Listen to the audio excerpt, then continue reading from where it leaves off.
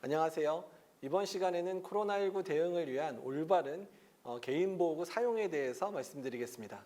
코로나19 대응을 위해서 이제 개인보호구와 관련된 이야기들이 사실 많았죠. 그러니까 뭐 2월부터 추울 때부터도 사실 개인보호구를 어떻게 하면 좋으냐, 또 개인보호구 수준을 낮추자는 얘기 나왔을 때 상당한 뭐 얘기도 많았고 반발했던 분들도 사실 많고, 지금 또 여름 되면서 더운데 계속해서 전신보호구 형태의 개인보호구 계속 착용해야 되냐 얘기도 사실 많거든요. 그 개인보호구 어떻게 쓰면 좋겠는지 조금 먼저 한 선생님 먼저 얘기해 주실래요? 네, 근데 개인 보호구라는 것이 눈, 코, 입 전신을 보호하기 위한 용도로 사용을 하는데, 신종 감염병이 있을 때마다 흔히 언론에 많이 보도된 것이 레벨 D 수준의 보호복을 많이 보셨을 겁니다. 조류독감 때 닭 살처분할 때도 아마 흰색 후드가 달린 전신 보호복을 보셨을 텐데요.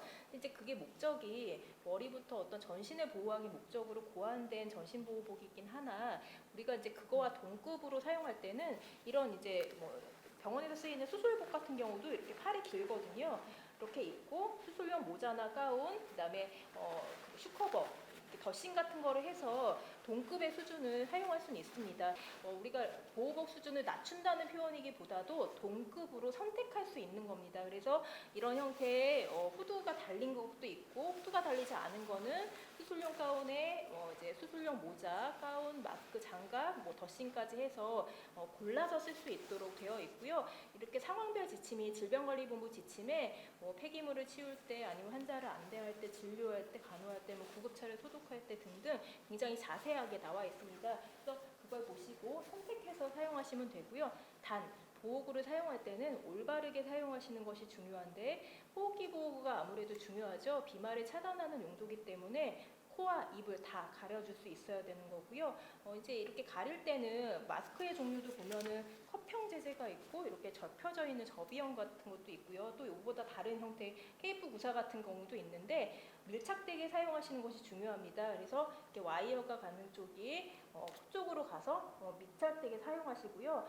병원에서는 피팅 테스트라고 해서 얼마나 잘 밀착되는지 테스트도 하고 있습니다. 그래서 직원들한테 훈련시키실 때 올바른 호흡기 보호구를 사용하고, 또 이제 입는 것만큼 벗는 것도 중요하죠. 그래서 어떻게 벗을 때 주의하는지를 조금 이따 보여드린 동영상을 통해서 잘 숙지할 수 있도록 교육해 주시는 것이 중요하겠습니다. 그러면 여러 상황에 따른 이제 개인보호구 얘기들을 좀 드리고 싶은데요.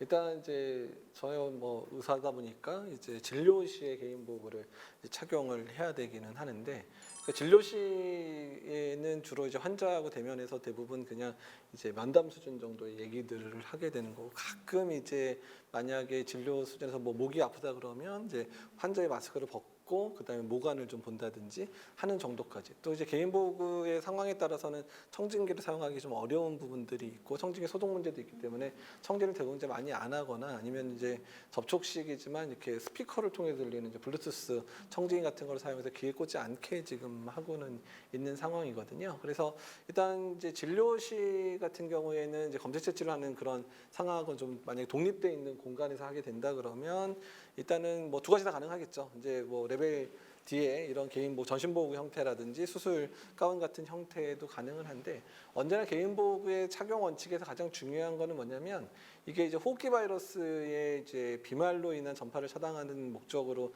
사용되는 부분이다 보니까 호흡기에 대한 방어를 철저히 해야 된다는 거니까 마스크 착용에 대한 부분들을 조심해야 되고, 두 번째는 점막으로 이제 그런 바이러스가 튀게 되면, 특히 눈점막이나 코점막, 입점막이 튀게 되면 그게 이제 그 호흡기 쪽으로 통해서 이제 감염이 가능하다 보니까, 점막보호를 위해서는 이제 보통 많이 쓰는 게 이제 고글을 쓰거나 아니면 페이스 실드를 쓰게 돼 있죠. 그래서 마스크 착용하고 고글, 그다음에 페이스 실드를 해서 상대방이 이제 뭐 호흡기 증상이 있다 보면 기침도 하고 뭐 재채기도 할 수 있고, 심하게 재채기하면 상대방이 마스크를 쓰더라도 약간 마스크 옆으로 이렇게 약간 바이러스가 뿜져 나와서도 감염이 이제 가능한 가능성이 높기 때문에, 그런 경우에 이런 페이스 실드와 고글, 마스크를 제대로 착용해야 되는 부분들이 있고, 또 이제 주의점들은 뭐냐면, 이제 진료 시간들이 보통 뭐 2시간, 3시간 이제 길어지다 보면 자꾸 이제 이런 보호구들이 틀어지다 보니까 얼굴 쪽에 자꾸 손이 올라가서 보호구를 만진다든지 이런 부분들이 있는데, 이제 그렇게 하다 보면 만지게 되면 그 부분들이 오염되는 측면들, 특히 피부가 드러나 있는 부분들이 이제 혹시 만지게 되면 그런 경로를 통해서 이제 점막으로 이제 옮겨지면서 바이러스가 들어가는 경우도 있기 때문에 얼굴 부위를 손을 이제 가져가지 않는 것도 상당히 중요할 것 같습니다. 또 가끔은 이제 개인 보호 훈련 이런 게 잘 안 돼 있어서 환자가 없는 순간에 이제 후드를 좀 내려 입거나 이렇게 옷을 이제 막 벗고 있는 분들이 있는데 그런 경우는 이미 한번 그렇게 벗었다는 얘기는 본인 안에 옷 안에 있는 데나 본인의 점막들이 이미 이제 오염이 됐을 가능성이 높기 때문에 그런 경우는 아예 탈의를 다 하시고 다시 차기를 다시 하셔야 되는 부분들 기억을 좀 해주셨으면 좋겠습니다. 근데 교수님 네. 감염내과 외래 보시잖아요. 네. 그럴 때도 그렇게 여러 가지 보호복을 다 입으시는지 평상시에 어떻게 하시는지. 이제 선별 진료 체계가 가동이 될 때는 호흡기 증상이나 발열 증상이 있는 경우에는 대부분 이제 그 선별소에서 진료를 하다 보니까 저희가 일반 환자들, 그러니까 지금 외래로 들어오는 거의 대부분의 일반 환자들 같은 경우에는 기본적으로 호흡기 증상이 없는 환자를 본다는 가정하에서 진료를 하고 있기 때문에 그래서 대부분의 이제 감염내과 선생님들도 덴탈 마스크나 수술용 마스크 쓰고 진료하는 경우도 있고요. 아주 이제 가끔은 이제 그런 호흡기 증상이 있는데 선별진료에서 걸러지지 않는 그런 부분들을 이제 좀 걱정하는 분들은 이제 N95 마스크를 착용을 하고 진료를 하고는 있습니다. 가끔씩 TV에 보면 고글을 이런 레벨 D 보호복 후드 위쪽에 착용하는 거를 종종 보시죠. 네. 근데 그건 굉장히 잘못된 거거든요. 이게 지금 후드 위에다가 고글을 이렇게 착용하게 되면 벗는 과정이 잘못됩니다. 그래서 이제 정상적인 착용은 이따 동영상을 보시면서 알겠지만 고글이 제일 안쪽에 착용하고 후드를 나중에 착용을 해야 올바른 착용 방법이거든요. 그래서 꼭 그런 올바른 착탈이 방법을 기억을 해주셨으면 좋겠고 N95 마스크랑 저희 KF94는 거의 동급으로 알려져 있는데 이제 두 개가 우리가 지금 코리아 필터해서 KF94도 N95 마스크랑 동일한 등급입니다. 그런데 일부 KF94 마스크는 좀 N95보다 밀착력이 떨어지는 게 있죠, 교수님? 예, 네. 제가 실험을 해봤습니다. 그 지금 여기 나와 있는 이런 두 가지 형태 N95 마스크들은 그래도 오랜 동안 연구를 해서 대부분 밀착이 됩니다, 의료진한테. 그런데 그 KF94는 저희가 그 환자 비말 차단용이라기보다는 처음 이제 시작은 공기 중에 이제 공기가 이제 안 좋아졌을 때 우리 유해한 환경을 보호하는 정도 차단이기 때문에 누설에 대한 거를 그렇게 많이 다루지 않았습니다. 그래서 누설에 대한 것들을 이제 그 의료진들은 반드시 중요하게 생각을 해야 되는데요. 그래서 그렇기 때문에 직접 환자를 볼 때는 N95를 쓰시고 KF94는 확진 환자가 아닌 부서에 사용할 때만 KF94를 사용하시는 게 더 좋을 것 같습니다. 누설의 퍼센트까지는 제가 말씀드리기 조금 어려울 것 같습니다. 그래서 이제 보통 일반적으로 이제 허가를 보게 되면 N95 같은 경우는 허가 기준에 이제 밀착도의 정도에 대한 허가 기준이 있는데 우리나라 KF94는 필터 수준에 대한 건 N95랑 이제 일치가 됐지만 밀착도에 대한 기준이 좀 빠져 있거든요. 그래서 의료용으로 사용하는 경우에는 이제 N95 사용 기준들을 맞춰야 될 것 같고 국내에서도 지금 필터는 KF94지만 그런 그 밀착도에 대한 부분들에 대한 이제 검증이 된 그런 마스크들, 그러니까 국산의 N95 마스크라든지 KF94인데 밀착도가 잘 되는 마스크들은 최근에 좀 이제 시중에 나와서 이제 의료기관에 이제 공급이 되고 있기 때문에 그 부분들은 해야 되고 어떻든 간에 마스크를 쓰는 의료진들이 마스크를 썼을 경우에 이게 밀착도가 잘 체크되는지를 되도록 이제 확인을 했으면 좋겠고요. 그래서 선별 진료를 하기 전 또는 이제 확진 환자를 보기 전에는 밀착도 테스트를 반드시 하는 게 좋겠고 만약에 밀착도 테스트라는 기계가 없다면 마스크를 썼을 때 이제 이 숨을 들이쉬고 내쉴 때마다 이게 좀 펄럭거리는 느낌들이 있어야 되고 두 번째는 이렇게 입김이 많이 서린다는 얘기는 이게 사실 누설이 된다는 얘기이기 때문에 마스크를 잘 써서 이제 입김이 이제 안경이나 고글이 잘 안 생기도록 마스크를 잘 착용하는 게 좋겠고요. 그 계속 말씀드린 부분이지만 이렇게 마스크 이미 착용하고 개인 보고 다 입었는데 이제 마스크가 좀 제대로 착용 안 되는 것 같아서 자꾸 여기를 만지시면 이게 이제 흐트러지면서 이쪽이 오염되기 때문에 중간에 마스크 착용에 문제가 생겼다 그러면 개인 보고 다 벗으시고 다시 재착기를 하셔야 되는 부분을 좀 기억을 해주시면 좋겠습니다. 그 이제 검체 채취와 관련되어 있는 얘기 좀 넘어갔으면 좋겠습니다. 이제 검체 채취는 실제로 이제 검체 채취하는 과정에서 이제 바이러스 파티클 특히 이제 에어로졸화돼서 일시적으로 조금 그 주변에 오염이 되는 측면들이 있잖아요. 그래서 혹시 뭐 검체 채취할 때 주의해야 될 부분들에 대해서 얘기해 줄게 좀 얘기를 좀 해주면 좋겠네요. 검체 채취할 때 요즘에 드라이브 스루 같은 거나 야외에서 할 때도 막 레벨 D를 입고 보호복을 입다 쓰러지시고 이런 게 많잖아요.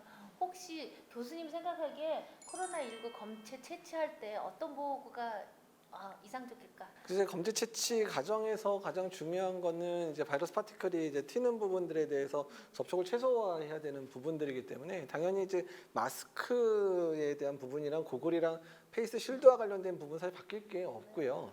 다만 이제 피부나 이런 부분 노출이 안 되게 이제 잘 하셔야 되는데 사실 전신 보호구를 입으나 아니면 이제 수술 가운을 입으나 사실은 피부에 대한 그런 노출 정도는 사실 잘 막아지기 때문에 사실 어떤 보호구를 하느냐 사실 그렇게 중요하지 않고 사실 저희가 이렇게 걱정하는 부분들은 한번 개인 보호구를 입고 난 다음에 환자 한 명 검체 채취하고 개인 보호구를 다시 착탈을 안 하신단 말이에요. 그러니까 그렇기 때문에 만약에 장갑이라든지 아니면 이제 그냥 수술복이나 이제 이런 가운을 입고 났는데 그냥 환자 검체 채취를 하게 되면 손에도 바이러스가 묻을 수 있을 뿐만 아니라 이제 가운이나 개인 보호구에도 바이러스가 묻기 때문에 다음 환자한테 바이러스를 전달할 수 있는 그 다음에 검체 채취하는 사람에게 전달할 수 있는 위험성도 있고 그 다음에 그 환자의 검체나 이런 것들이 오염이 돼서 위양성을 초래할 수 있는 부분들도 있기 때문에 이제 저희가 그래서 보통 부탁드리기는 개인 보호 전체를 갈아입을 수가 없는 상황이라 그러면 환자 검체 채취자마다 장갑을 반드시 그러니까 손위생하고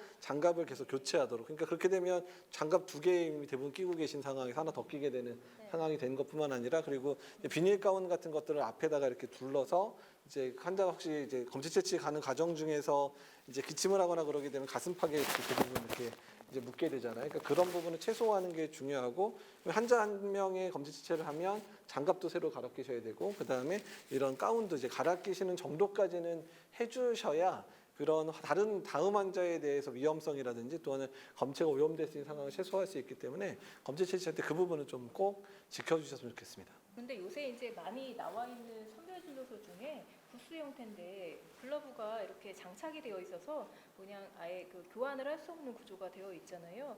사실 장갑의 기본 원칙이 1회 사용 원칙으로 하고 환자의 혈액이나 체액이 묻었을 때는 그때마다 교환을 하도록 되어 있는데 장착이 되어 있는 장갑의 경우에는 지금 닦아서 쓰는 데 조금 많은 부분이 좀 미흡한 부분이 있습니다. 교수님께서 혹시 우려되는 점에 대해서 좀 얘기해 주시면 좋을 것 같아요. 이제 지금 이제 글로벌 형태의 이제 검체 채취하는 경우에 이제 시간을 절약할 수 있는 부분이라 그다음에 의료진들이 개인 보호구를 좀 이제 가볍게 입을 수 있는 그런 장점들이 있는 거는 맞고요. 검체 채취 시간이나 이런 부분 상당히 줄일 수는 있는데 글로벌에 달려 있는 이 장갑 자체가 하나 장갑이 상당히 비싸기 때문에 매 환자마다 이제 바꿀 수는 없는 것 같아요. 그래서 가끔 이렇게 소독제 이렇게 담가 놓기도 하고. 뭐 이거 재활용이 되는 상황인데 이게 소독제 담가 놓는 것 자체도 제대로 이제 그 마찰을 해서 닦아주지 않으면 이렇게 이제 취약한 부위나 잘 접촉이 안 되는 부위 같은 경우에 소독이 제대로 일어나지 않는 부분들이 있을 수 있고 그리고 이제 일부의 이제 병원들 같은 경우에는 그 장갑에다가 이제 덧장갑을 하나 더 껴가지고 이제 하는데 뭐 일단은 뭐 가능은 할 것 같아요. 그러니까 장갑끼는 가능은 하겠지만 장갑을 이제 빼고 넣는 과정 중에서 겉장갑이 또 오염될 수 있는 상황들이 있을 수 있기 때문에 이제 그런 부분들을 개선할 수 있는 방법들은 마련해서 이제 그런 글로벌 타입의 이제 검체 채취는 가능하지 않을까 생각이 들어서 글로벌 타입은 조금 더 이제 개량하고 또 이런 부분들 개선할 수 있는 부분들을 좀 마련을 해야 될 것 같습니다. 그 장갑을 2개 끼면 괜찮다고 생각하시는 분들도 많은 것 같아요. 속장갑을 끼시면 예를 들어서 겉장갑을 끼는 과정에서도 그 속장갑을 겉면이 닦아지거나 그래서 그 과정에서 겉장갑을 착용을 하셔야 되는데 그렇게 예를 들어서 속장갑은 닦아서 사용을 하거나 뭐 침적해서 사용하거나 그다음에 그냥 겉장갑만 그냥 단순히 교환해서 쓰는 게 아니라는 점을 꼭 기억해 주셨으면 좋겠습니다. 예, 오늘 이제 코로나19 대응 과정에서 개인 보호구의 종류하고 또 착용을 어떻게 하는 게 올바른지 이런 것들을 얘기 나누었습니다. 지금까지 들어주셔서 감사드리고요. 다음번에는 요양병원에서 확진자가 발생했을 때 역학조사는 어떻게 이루어지는지에 대해서 경기도 감염병관리지원단의 이유라 역학조사관 나오셔서 같이 얘기를 나누도록 하겠습니다. 감사합니다.